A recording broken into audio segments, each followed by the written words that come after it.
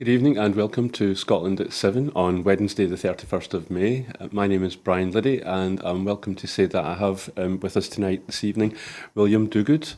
William, thank you again for sparing some of your time and your wisdom for us this evening. How are you? I'm fine. I'm trying to be as wise as I possibly can. Okay, well, you've never failed us before, so I'm sure that'll be fine. So, William, you're a writer and activist. Is it Yes, Perth and Yes, Perth and Kinross Hub. Yes, that's right. We open 4 days a week, including Wednesdays. So I've had a day there so far. Okay, well, thank you for that. So I'll just move on then, start the show with our usual Ukraine daily update. Day 462. Drones attacked two oil refineries just 40 to 50 miles east of Russia's biggest oil export terminals today, sparking a fire at one but causing no damage to the other, according to Russian officials. At around 2 a.m. BST, a drone struck the Afipsky oil refinery in Russia's Krasnodar region, causing a fire which was later extinguished. 5 people have been killed and 19 injured in the shelling of a village in Russian-occupied Luhansk region, according to Russian-installed officials there. Serhiy Lysak, governor of Dnipropetrovsk, Oblast, has reported that an 8-year-old child has been injured in the shelling of the village of Mezrich near Pavlorad in his region. Vyacheslav Gladkov, the governor of Belgorod, a Russian region that borders Ukraine, has claimed that 4 people were injured in Ukrainian shelling on the town of Shebekino, close to the border. Russian Security Council Deputy Chair Dmitry Medvedev said today that the UK was Moscow's eternal enemy and that any UK officials who facilitated the war in Ukraine could be considered a legitimate military target. Emmanuel Macron will make a diplomatic push to reassure Central and Eastern European countries that France understands the continent's security environment has been permanently changed by Russia's invasion of Ukraine. Russian President Vladimir Putin accused Ukraine on Tuesday of seeking to frighten Russians after Moscow was targeted with large-scale drone attacks for the first time in the 15-month war. Ukrainian presidential aide Mikhailo Podolyak denied Ukraine was involved. However, he did predict an increase in the number of attacks. One of the drones used in Tuesday morning's raid on Moscow appears to have been a Ukrainian-manufactured UJ-22 drone produced by the Yurgjet company. The Russian Defense Ministry said 8 drones targeted the city overnight, but Russian media close to the security services wrote that the number was many times higher, with more than 30 drones participating in the attack. Restrictions on grain imports from Ukraine into the EU would need to be extended, the bloc's agricultural minister said on Tuesday, despite opposition from Kyiv. Sweden's accession into NATO is within reach, Secretary-General Jens Stoltenberg said on Tuesday. Sweden formally applied to join NATO last year, but was blocked by Turkey over claims that Kurdish militants had settled in the country. Neither Russia nor Ukraine committed to respect the 5 principles laid out by the International Atomic Energy Agency, the IAEA, to try to safeguard Ukraine's Russian-occupied Zaporizhzhia nuclear power plant. The principles included that there should be no attacks on or from the plant and that no heavy weapons should be housed there. IAEA Chief Rafael Grossi said he was encouraged that the principles were widely supported and there was no voice opposing them. So that was the final Ukrainian item this evening, William. Was there anything in there that caught your eye that you want to maybe say something about? The interesting development is the Ukrainian drones, if indeed they are Ukrainian drones, and I actually see no reason to believe that they aren't. And war is always hell on civilians, and it continues to be the case. And so Russian civilians are probably feeling quite frightened at the moment, and you do wonder if it is part of the softening up process before the counter-offensive that we keep hearing about. So there's that. There's the saber rattling, of course, by Medvedev, with the UK being the eternal enemy of Russia. Not really what we want to be hearing particularly, but perhaps not surprising in a war context. And finally, yeah, Zaporizhia, it does worry me. And again, war is hell, and people ignore what would normally be safeguards because that's just what happens. So those three things sort of bouncing around in my head. But honestly, we're not really any further forward in seeing how this finally pans out. And I really would like to see it end fairly soon. Yeah, thank you, William. And as you say, war is hell. I would maybe just add that if I had to contribute something, I would just say that I didn't see anything in there, no sign that anything's going to come to a resolution anytime soon. No. So I'll move on to our first item this evening then. Stubbornly high inflation and higher borrowing costs are poised to drive the UK into recession, the leading rating agency Moody's has warned. In a downbeat forecast for growth across advanced G20 economies, it said a ramping up of interest rates by central banks on both sides of the Atlantic was expected to weigh on economic growth this year. We expect a very weak growth in key advanced economies in particular, including mild recessions in the US, UK and Germany, and stagnant economic activity in France and Italy, Moody's report said. Official figures last week showed inflation remained stubbornly high in the UK as households come under pressure from the fastest annual rise in food prices since the late 1970s. The UK has the highest inflation rate in the G7 group of advanced economies after a fall to 8.7% in April, down from 10.1% in March. UK inflation figures for May are due to be published next month, with analysts warning that Rishi Sunak's target to halve the inflation rate by the end of this year is increasingly at risk. Economists said last week that the UK's stubbornly high levels of inflation were likely to push the Bank of England to push interest rates above 5% in order to engineer the conditions for a recession to bring down inflation. Moody's said it expected the Bank of England to raise its key base rate by at least another quarter point to 4.75% when the bank's policymakers next meet in June. So, William, we've done this show together in the past and we've had these kinds of economic stories, and I think both of us have declared that neither of us is an economist, which maybe doesn't help the viewers this evening. But have you been hearing the same noises as I have in the media that Sunak's target to halve the inflation rate by the end of the year? We were told that he didn't have to do anything because, sure as night follows day, inflation will fall by its own accord. But now they seem to say it's looking like that might not happen. I mean, I don't understand why it would fall automatically of its own accord. But can you elucidate in any way? Well, I think the idea that it will follow its own accord is because it was thought to be caused by particular drivers, which were effectively one-off drivers. The key one amongst those would be the increase in energy prices. And of course, energy prices are now generally falling, albeit not for households as much as you might think. So, yeah, it was supposedly a bit of an empty target for Rishi Sunak because it was going to happen anyway. But now it looks as if it's not. And there is a question in my mind as to why that should be. One person who is an economist who's been writing about it today is Richard Murphy, and he is suggesting, and it's just a suggestion, that the rise in interest rates may themselves be becoming a driver of inflation.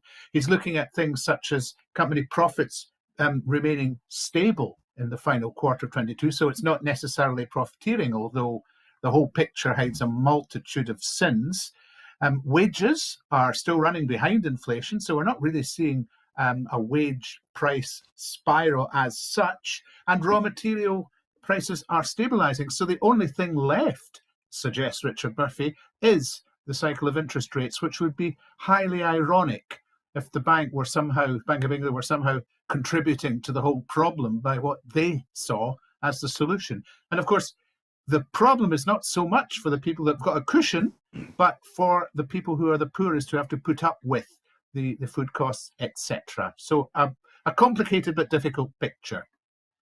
Yeah, you're quite right. We shouldn't leave this item without mentioning the cost of living. It's right at the centre of this, isn't it? And just really quickly before we move on, I mean, again, is it just me that continues, as not an economist, I don't have that kind of brain for figures, but it seems to me that we're constantly told that one minute we're going to go into the recession, and then the next minute we're not, and then we are, and it seems to depend on who you're listening to and how they're interpreting the figures. I mean, what do you think about this Moody's report? Can it be trusted, or do you think is it going to be accurate? It's very difficult to know whether anybody's predictions are accurate at the moment because they do always seem to be stymied by events. But Moody's report is across more than just the UK economy, but it is still quite a mixed picture. So I think that really we're bumping along. In the UK particularly, we're bumping along. So there's great relief and get the drinks cabinet open as soon as we're not actually in recession, as if this were something great. But the overall picture is not good. If you just look down even Perth High Street, for goodness sake, at the number of shops that are shut, and you just wonder what the future is going to be, at least the short-term future. So, we're stuck in it, and we just have to work our way through it, I hope. Yeah, okay, time will tell. So I'll move on to the next item. Labour leader Keir Starmer doubled down on his support for Brexit in a column for the Daily Express.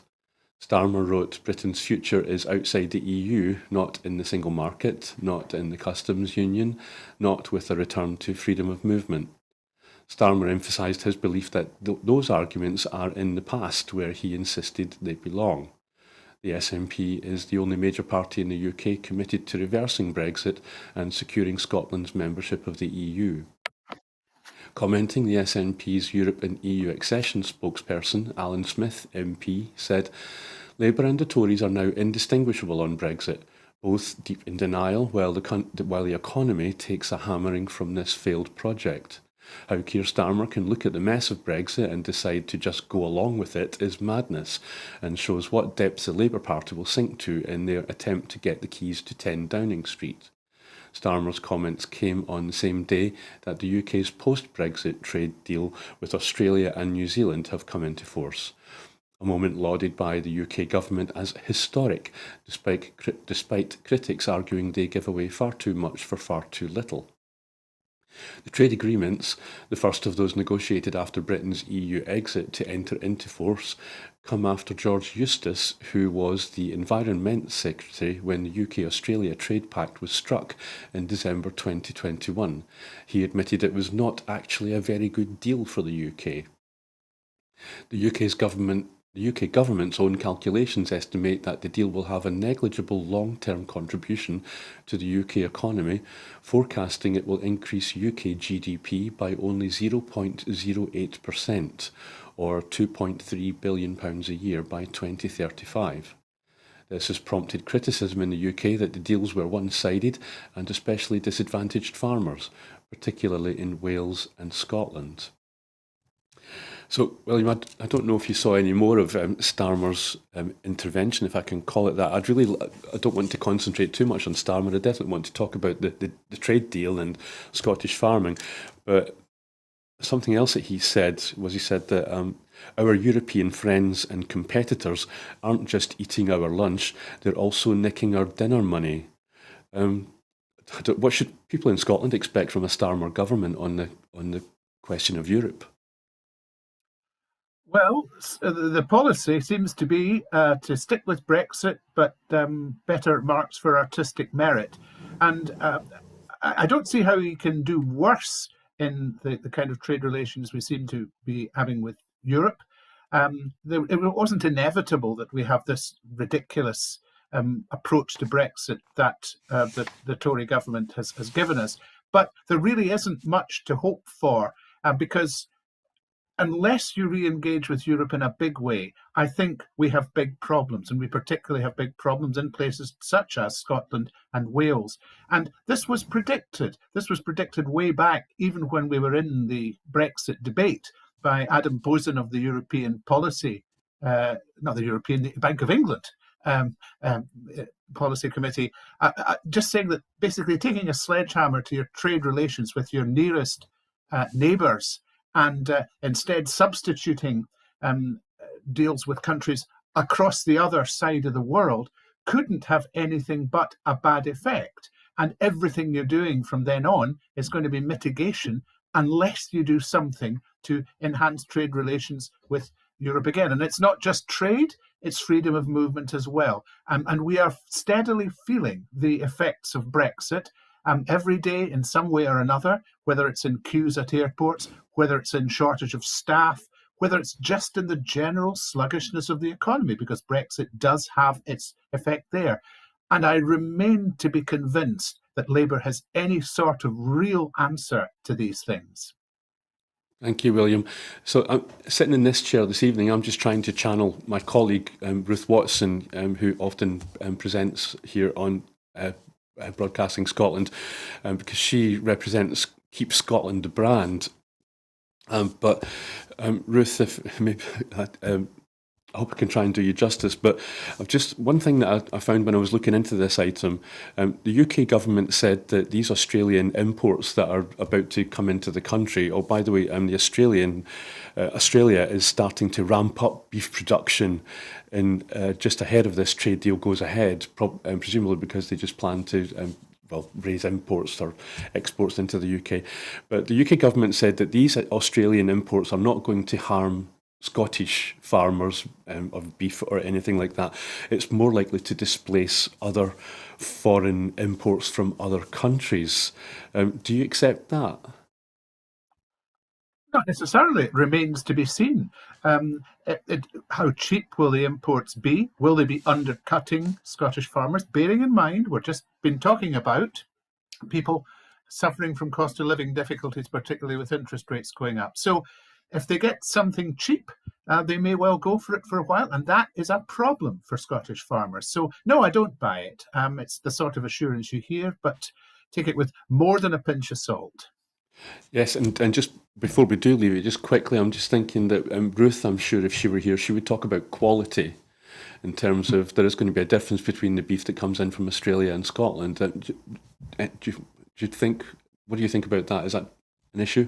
I'm no expert on the quality of Australian beef, and I'm sure it's perfectly fine. But I don't really think the best thing you can do with beef is transport it around the entire world. And I do think that if you've got food standards at home, you should certainly adhere to them. And then the short transportation costs can't be a bad thing and are probably a good thing. Yeah, the UK's carbon footprint's got to go up as a result, hasn't it, really? And, Yeah, yeah, net zero. absolutely. Yeah, There's no upside here. yeah. Okay, thank you, William. We'll move on to the next item. The Scottish economy grew by 0.4% during the first quarter of 2023, covering the period January to March. Monthly statistics also released today show that GDP is estimated to have remained flat at 0.0% change in March. Change in gross domestic product, that's GDP, is the main indicator of economic growth. Over the year, compared to the first quarter of 2022, the economy has grown by 0.3%. During the first quarter, output in the construction sector grew by 0.7%, output in production grew by 0.8%, and output in the services sector grew by 0.2%. Commenting, Wellbeing Economy Secretary Neil Gray said, "These figures demonstrate the resilience of the Scottish economy against the extremely challenging circumstances faced by countries around the world." Despite the Scottish Fiscal Commission now forecasting the economy to avoid a recession, enormous pressures remain across both the private and public sectors. The cost of living crisis is impacting household and businesses' ability to spend, which in turn affects the wider economy. He went on to say, Scottish businesses also continue to suffer due to the effect Brexit has had on supply chains, trade and the free movement of people, which has in turn had a significant impact on businesses in terms of staffing. Ultimately, this crisis has been worsened by the UK government's handling of the UK economy, with the London School of Economics estimating that a third of food price inflation is due to Brexit. We are doing everything possible with the powers currently available to us to support the people of Scotland and deliver an economy that is fair, green and growing, he said. William, Just like the previous item, which said that the UK is poised to fall into recession, and I'm confused because yet here we have figures saying Scotland's economy is growing. Is this good news despite what may be about to happen UK wide? Or is the UK economic situation simply holding Scotland back? Would the growth in the Scottish economy be even better without the rest of the UK and Brexit, or is that too simplistic? Well, it's a very complex situation, I suspect. So, and as you said, neither of us is an economist. So, the extent to which we're being held back by the UK, I don't know. But I do know with some certainty that if the UK does fall into recession, and that's one of the things that is of strong possibility, according to the first item, it will be very hard for Scotland to avoid recession. The amount by which Scotland is outstripping the rest of the UK is fairly minuscule, and it might be due to temporary factors. And if you look at the picture over the last year, it's a bit just bumping along. Like I said, I mean, for March, it was flat. For the year, it was 0.3% growth. And generally speaking, we're talking about a 0.4% growth just for the quarter. So technically, it doesn't qualify as a recession, but it ain't prosperity by any manner of means. The Scottish economy is more resilient, possibly, than I feared, but there is a long, long way to go and still a lot of bad signs and things holding us back which are out with our control. Thank you, William. I'll move on to the next item. A new study by researchers at the University of St Andrews suggests that ethnic minorities and non-UK born individuals are more affected by higher exposure to air pollution than the rest of the UK population. Exposure to air pollution has been shown to be a major reason behind poor health outcomes, mostly related to cardiovascular and respiratory systems. Ethnic inequalities in health and environmental exposure have also been shown to exist in society. The research, led by Mary Abd al-Ahad from the university's School of Geography and Sustainable Development, investigated the association between long-term exposure to air pollution and poor self-reported health in the UK. It sought to find out if people from different ethnic backgrounds and those born outside the UK are more affected by air pollution than the rest of the population. The research used data from the Understanding Society, the UK household longitudinal study, which asked around 68,000 adults about their health over a period of 11 years. Researchers also used detailed information about air pollution in the areas where the participants lived. The results showed that higher levels of certain air pollutants were linked to worse health overall. This was mostly because of where people lived, not because of changes in pollution over time. The study also found that people from Indian, Pakistani, Bangladeshi and Black African Caribbean backgrounds tended to report worse health if they were exposed to higher levels of air pollution compared to white British people. People born outside the UK also had worse health when they were exposed to more air pollution compared to those who were born in the UK. Ms. Abid al-Ahad said, "This study provides evidence that outdoor air pollution is bad for health and highlights the ethnic inequalities in health and air pollution exposure. Air pollution mitigation is necessary to improve individuals' health, especially for ethnic minorities who are affected the most." William, I must admit, this is an item that particularly fascinates me. My main question is, at the core of the question is, do you think the reason people of ethnic minorities are more affected by air pollution are purely physiological? So, for example, black people are more likely to have sickle cell anemia or conditions like that, blood conditions that might make it harder for oxygen to be transported around the body. Another physical or physiological issue that affects us, I know it's known that oxygen monitors, you know, when you go into hospital and they clip those little things on your finger that monitors your oxygen levels. If you have black skin, then those oxygen monitors don't work as well, simply because of the colour of the people's skin. Probably because the scientists that developed that technology were white and the people that they tested them on were also white, and they didn't do enough testing with people of black skin.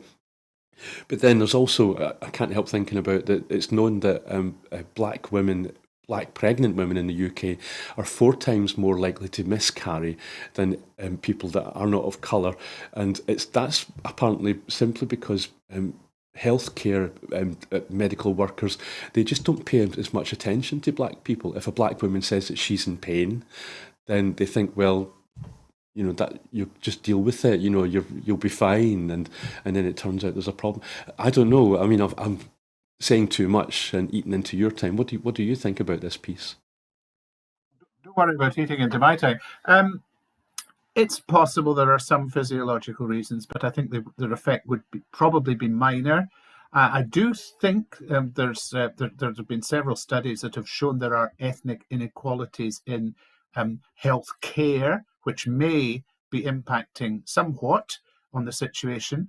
But I think it's more likely that we're looking at, first of all, where people are living, and it would tend to be with ethnic minorities, I think, more in urban settings, possibly in more poverty or greater tendency for there to be poverty. So there may be some impact on that. The one thing the report, at least the bits that I read about it, doesn't seem to address is, this seems to be the case according to the evidence, but what is it that's behind it? What's causing it? And what can we actually do to make things better? And the only recommendation the report seems to be able to make is generally to improve air quality, which is, of course, what the main thrust is. But I agree with you; it's fascinating, and it's a delicate topic, and we really do need to get to the bottom of it, just so we can address the future better, I think. Yes, so it's still a bit of a mystery, and I suppose just to finish on this item, I suppose this thing about net zero and climate change, um, improved air quality benefits everybody, doesn't it? But yeah, if we can find out what's actually causing the difference between people of colour and people like ourselves, then all to the better. But I'll move on to the next item. Two former senior Serbian security officers have had their convictions for war crimes upheld and widened by a tribunal in The Hague in the last major war crimes trial from the conflicts in Bosnia-Herzegovina and Croatia. UN judges significantly expanded the convictions of two allies of the late Serbian president Slobodan Milosevic, holding them responsible for involvement in crimes across Bosnia and Herzegovina and in one town in Croatia, as members of a joint plan to ethnically cleanse non-Serbs from the areas during the 1990s wars in the Balkans. The appeals chamber at the International Residual Mechanism for Criminal Tribunal, the IRMCT, overturned their acquittals of involvement in the criminal plan and raised the sentences of Jovica Stanisic, 72 years old, and Franko Simatovic, 73, were raised from 12 to 15 years. Both men were top Serbian security officials who served Milosevic as linchpins in his plan to ethnically cleanse large parts of Bosnia and Herzegovina and Croatia. The judges overturned a 2021 verdict that said there was not enough evidence to prove that Stanisic and Simatovic were part of a concerted plot led by Milosevic to drive out Croats and Bosnian Muslims and create a Serbian homeland. The judges rejected appeals on all counts by Stanisic and Simatovic. Instead, the judges ruled that Stanisic and his subordinate, Simatovic, could be held responsible for crimes in several Bosnian municipalities and another in Croatia due to their role in financing and training Serbian militias during the breakup of Yugoslavia. The chamber found that Stanisic and Simatovic shared the intent to further the common criminal plan to forcibly and permanently remove the majority of non-Serbs and large areas of Croatia and Bosnia, said the presiding judge. Gracie Elegati Santana, reading a summary of the verdict expanding their convictions. The final verdicts come at the end of a tortuous legal process that became the longest international war crimes process in history, in which the men were tried, acquitted, and retried. Many believe their prosecution concerns only a small portion of the crimes they were actually involved in. The judgment also marks the final verdict in the IRMCT, the successor of the International Criminal Tribunal for the former Yugoslavia. William, I think I've spoken so much tonight that I'm tempted. I do have notes here, but I'm tempted to just hand over to you. What do you have to say about this news? Well, I hope that justice is now done. Justice has been very delayed here. It's been a very long process. And as you say, it's been a roller coaster of a process with these men being tried, acquitted, and now retried. Um, I suppose the basic problem with the whole thing is that in the chaos of war, finding real evidence about what has happened is perhaps difficult because obviously there are witnesses, but they're spread to the four winds, and there are clever lawyers that seem to work on these cases. So it's very very difficult, and I wish it weren't such a lengthy process. I mean, it's 30 years virtually since the events and 20 years of process, and that's far too long. And I hope that people do feel that justice has been done, particularly the relatives of the victims, and that we can now move on. It does make you think what is going to be the outcome of the current conflict in Ukraine in terms of war crimes, because the idea that war is anything other than a chaotic process that you can conduct in a proper manner is, to my mind, ludicrous. But nevertheless, there will be the share of war crimes from Ukraine, and how long will it take to pursue these? That's a big question. Thank you, William. Just before we move on, I'll maybe just give a little bit of information about the actual crimes that they're connected with. Well, first of all, Milosevic was mentioned quite a lot there. He was also tried by the International Criminal Tribunal for the former Yugoslavia, the ICTY, but he died in his cell in 2006, months before that trial could be concluded. So that was a bit of a unfortunate incident. Serbian intelligence officer Franko Simatovic, apparently he was often seen sporting a pair of Ray-Ban sunglasses. They were sent to Croatia in 1991 to recruit ex-criminals for a paramilitary force known as the Red Berets. But they became nicknamed or better known as Frankie's Boys, like a corruption of Franco's name, Franko Simatovic, Frankie's Boys. And they became a byword for terror, murder, and credited with the Balkan iteration of ethnic cleansing. And then, let's see, their initial conviction related to one incident in the Bosnian War in one town where one part was in Croatia and the other part was in Bosnia-Herzegovina. And after local Serbs took over the town, Muslims and Croats were rounded up. Many were killed on the spot, and others were sent to brutal prison camps where survivors described beatings and rapes. So it really does sound like these two men have finally got what they deserve. But Very much, and I think the tip of the iceberg as well. There's probably so much more, and there will be perpetrators who've entirely escaped. It's all back to the current refrain for me that war is hell, and let's, as I say, hope that justice has now been done. yeah, they're in their 70s, and I can remember as a young man seeing this appear in the news. But yeah, we'd better move on. A new national strategy to help cut violent crime further and reduce the harm it causes has been published. Backed by more than £2 million of Scottish Government investment this year, the Violence Prevention Framework is the first coordinated strategy for Scotland to tackle the issue. Using both research and intelligence, it highlights the underlying drivers of violence as well as patterns and trends so they can be targeted better by partners, including the Scottish Violence Reduction Unit, Medics Against Violence and YouthLink Scotland.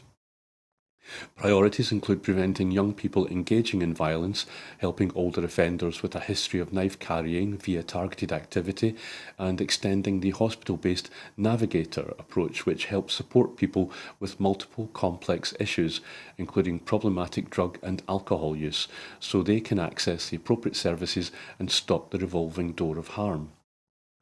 The strategy, which will be measured and monitored as it rolls out to ensure success, builds on progress made over the last decade and a half, with more than £24 million invested to specifically target violence reduction since 2008. Scotland has seen a reduction of 25% in non-sexual violent crime since 2006, while homicide rates, violence-related hospital admissions and knife carrying have all reduced over the long term. Minister for Victims and Community Safety, Siobhan Brown, said, "Violence and the threat of violence is a complex issue that, if not tackled, can escalate and cause harm affecting society for generations. It can affect anyone, anywhere, but it does not affect people and communities equally.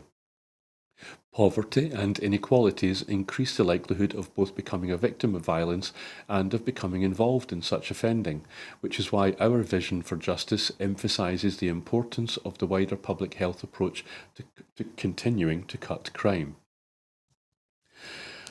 So, William, what do you think of this, what sounds like an holistic approach? Seems to me that it's similar to the approach that was successful in bringing knife crime down on streets in Scottish cities a few years back. And I think, tell me if I'm wrong, but that problem was treated as a public health issue and it had to have long-term aims. And so this report says that we're already a decade and a half in already. What do you think?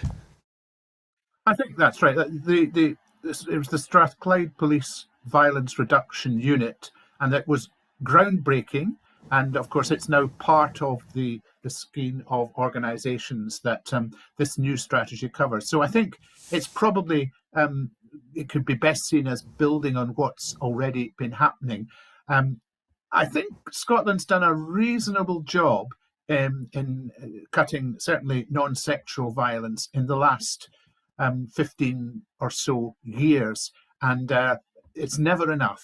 And it's very important to be holistic and to take a look at the various factors that cause something like this.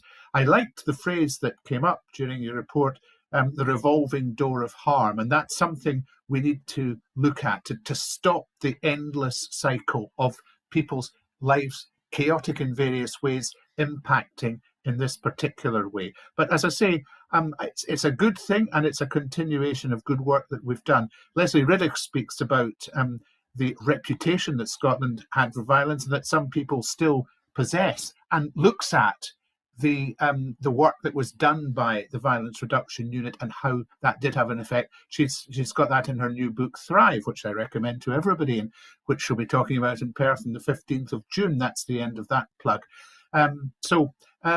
Yeah, all good stuff, and I hope it is successful, and that the fruits of it are obvious, not just in the short term, but in the long term.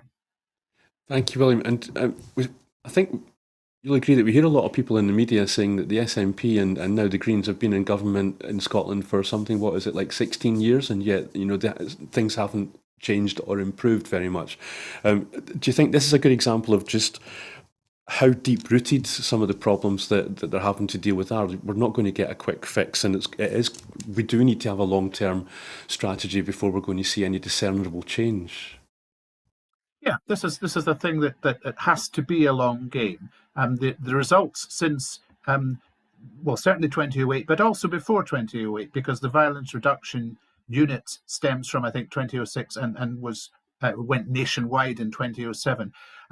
I think it's potentially something that all the parties should be able to buy into, that this is something that benefits us all, and it's for the good of Scotland that we look at the whole situation and work with the various agencies in tandem to make things better. So I think it's a good thing overall. Yes, thank you. So fingers crossed that it doesn't become a political football. Forgive me. I'll move on to the next item. Improving the lives of people with dementia is at the heart of a new 10-year strategy. The strategy, Everyone's Story, outlines a vision for dementia policy over the next decade and identifies a number of priorities which would improve the lives of people living with dementia, their families and carers. These include support pre- and post-diagnosis, actions to enable more people to live well in their communities, involving those affected in the design and delivery of their own support, and access to care from a skilled and trauma-informed workforce when appropriate. The strategy commits to tackling stigma as a priority and aims to do this by making sure 2-year delivery plans will be agreed to ensure progress is made. The first plan is to be published at the end of this year. The strategy, launched during Dementia Awareness Week, is a joint publication by the Scottish Government and the Scottish Convention of Scottish Local Authorities, or COSLA. Mental Wellbeing Minister Mary Todd said, excuse me, dementia is a brain health condition which impacts at least 90,000 people across Scotland, as well as their families and their communities. This strategy sets out, this strategy sets out what, here we go. This strategy sets out what we want to achieve and the difference we want to make to people's lives. Diagnosis can bring significant mental health and well-being challenges that need to be acknowledged and addressed to assure a person's rights are upheld. That's why the strategy was developed in collaboration with the National Dementia Lived Experience Panel. We want everyone affected to be involved in its delivery. So, William, one of the things that I took from this was a well-being economy. I think, do you agree, this is the kind of issue that a country is going to be judged on in the future. Policies like this are going to be more important and given greater precedence rather than static figures like GDP. Yes, I think that's probably right. And it is part of the well-being economy that we look after all of us and that we involve all of us in looking after all of us. So it's good from that perspective. I've seen some comments on the new strategy that it just seems to be redistributing existing financial resources rather than putting any new money into the care of dementia. And that could be a problem unless you do that very skillfully. If there's financial inequity involved, and, for example, people still having to pay for treatments that would otherwise be free for other conditions, and we haven't sort of been able to put in the funds to stop that, then that could be a bit of a problem. But in terms of aspirations, it's perfectly fine, and I applaud it. But I do wish we had the financial straitjacket off so that we could address this and some of the other fundamental issues really with a lot more oomph. And well, you know my answer to how that comes about, so I won't repeat it again. But it's independence, by the way, so I will repeat it again. Okay, thank you for that, William. I meant to bring this, and I'll just use it as a to finish the item with.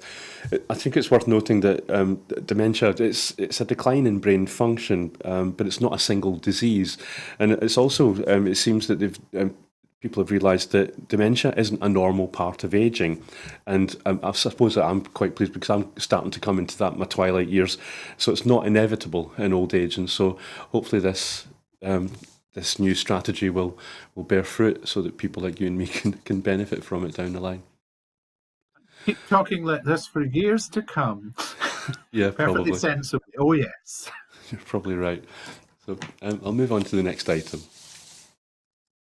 The Scottish Government is consulting on measures that will save businesses time and money by making it easier to install renewable energy equipment. Permitted development rights, or PDRs, grant permission for certain types of development through national legislation, meaning they can go ahead without a formal planning application. The proposals would make it quicker and cheaper for businesses and homeowners to install equipment including solar panels and heat pumps, helping reduce their bills and cutting carbon emissions. The consultation seeks views, for example, on removing the 50 kilowatt output limit of solar panels fitted to non-domestic buildings. A phased review of PDR is being undertaken by the Scottish Government as part of a wider programme of planning reform. The Phase 3 consultation focuses on PDR for the installation of renewable energy equipment for non-domestic and domestic properties. Planning Minister Joe Fitzpatrick said, reforming planning rules to make it easier to install renewable energy equipment on business properties and homes will save people money and benefit the environment. So, William, I was wondering, just on reading this item and looking into this item, tell me if I'm wrong, but energy has not been devolved to the Scottish Government. It remains reserved to the UK Government. So is this a way that the Scottish Government have found to kind of sidestep or get around that fact by including this in planning permission to help us meet our net zero targets rather than using energy? Yes, it very possibly is. And that is not the first time that would have been done. and that's a very sensible use of the existing powers, if that's what it comes to. At this stage, of course, it's just a consultation, and so that is another good way of forming policy. There are those who wonder if it's the best way or whether things like citizens' assemblies might be a better way, because there's been a proliferation of consultations of late. If you read Craig DL in the Commonweal website, he says quite a bit about that. But nevertheless, a consultation is as good as the responses you get to it, and I would encourage everybody to look at this consultation and see what you think of it and add to it. It's maybe hard work to get through, but it's worth it to get your point across. Okay, thank you, William. I'm sorry, I'm just trying to look ahead to see whether I'm on time or not, believe it or not. You're well move on. on to the next. I think we might end up finishing early at this rate, actually. So we'll move on to the next story. Yep, I've definitely got my notes out of order. So the next item is: football fans are being given the chance to buy a share of their club and help shape its future in a new initiative known as the Fan Bank. Falkirk Supporters Society has been awarded a £350,000 interest-free loan as the first beneficiary of the programme, which allows communities to buy a share of their local sports clubs so they can have a bigger say in their running. Prospective applicants are being invited to come forward for initial discussions. During a visit to Falkirk, First Minister Humza Yousaf said, "Scotland has some of the most passionate fans in the world, with more supporters per capita attending football matches than in any other European country. We care deeply about how our clubs perform both on and off the field, but while fans may have great ideas for how their clubs should be run, they may not have the funding to do so. The Scottish Government's Fan Bank will change that and give fans of all sports real power to help influence the future of the clubs at the heart of Scottish communities. If fan groups can demonstrate a clear community focus, we believe they should be supported to buy a stake in their local club, and in this instant, the Fan Bank will allow Falkirk supporters to play an even greater role in decision-making at their club," the First Minister said. "Falkirk brings employment and other benefits to the community." I think that's meant to be football brings employment and other benefits to the community.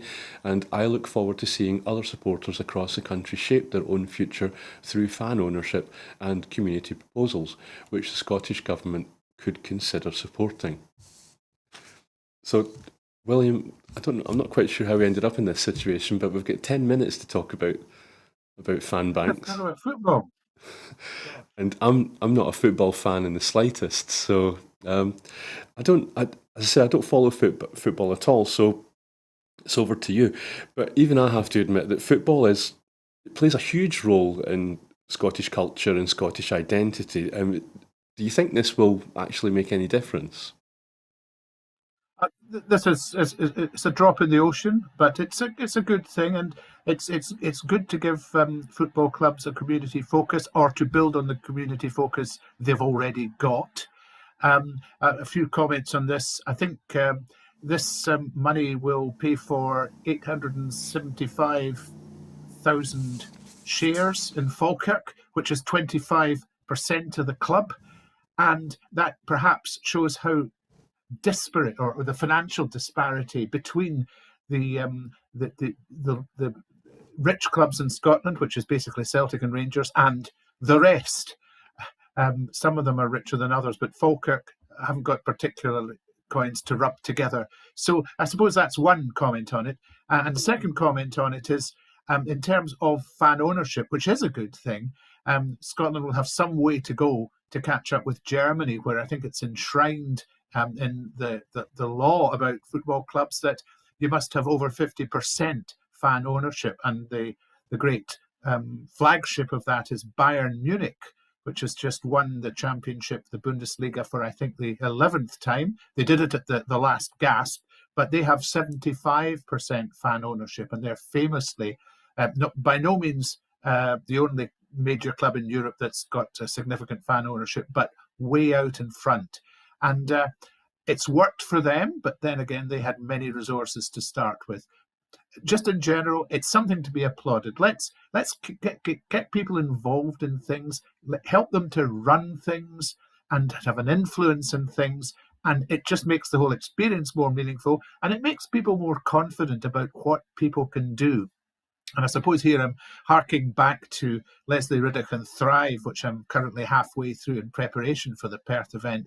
And she's very, very big on people taking responsibility and groups of people taking responsibility for things and building up their confidence and just the feeling that basically we're as likely to know what we're doing as anybody else. And there's been too much of the cringe and letting other people get on with it. And that needs to stop.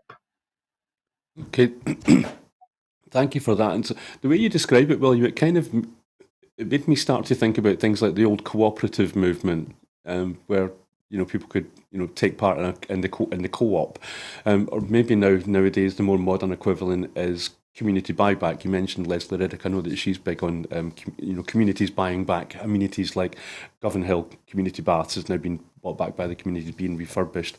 But I suppose what I'm wondering is, I can't imagine that at this stage, anyway, at these early stages, the fan bank isn't going to be able to take part or influence things like buying a multinational £1 million new soccer player to join your football team. Could it stretch as far as influencing the new season's strip design, or do you think it could fans even decide to tackle something like sectarianism in the? I don't think sectarianism is a particular problem in Falkirk, and in the areas where it is a problem, maybe. Yeah, I just mean if fan banks become a thing in general. I think anything that puts people involved in the running of the things that are important to them in their lives is a good thing. And Drop in the Ocean as this is, it's a nudge in that direction. And we need much more of it in Scotland, because so often we feel that it needs to be left to the great and good to do things for us, even if it's running football clubs.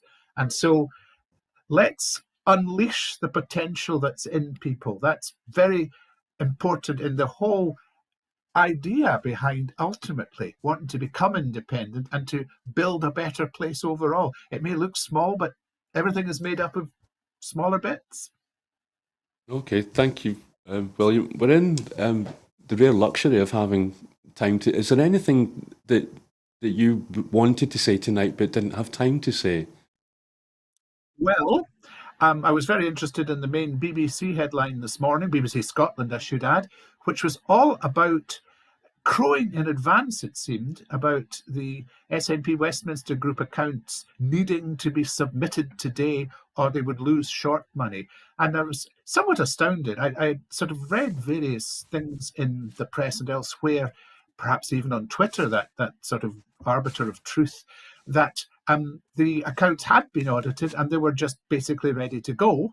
And they just hadn't yet been submitted yet. And yet BBC Scotland made a huge sort of spread of this in their morning bulletin as if it was another disaster about to fall on the SNP. And I have to say, this has been typical of the BBC approach lately, to see catastrophe and crisis everywhere. And lo and behold, there wasn't a problem. And unless you can tell me some amazing thing that's happened to the contrary, the accounts audited duly by the new auditors were submitted on time. The short money's been secured. And to my mind, the BBC's just had a crying fit about it. And I do wish they would get a more, not just balanced, but sort of common sense approach to what's going on. By all means, if the accounts don't get submitted, report it tomorrow. Don't say there could be a problem if, because that's not news, that's speculation.